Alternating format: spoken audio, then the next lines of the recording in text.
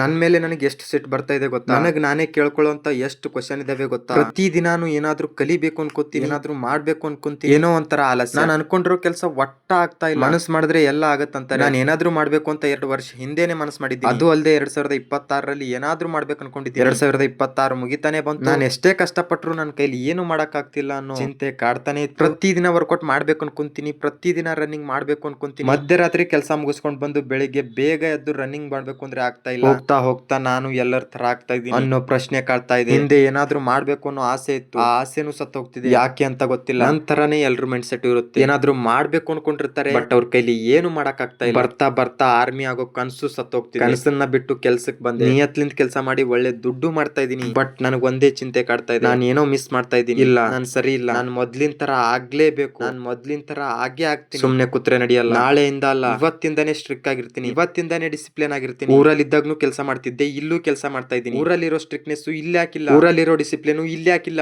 ಈಗ ಗೊತ್ತಾಯ್ತು, ನಾನು ಹಣನ ಸಂಪಾದಿಸ್ತಾ ಇದ್ದೀನಿ.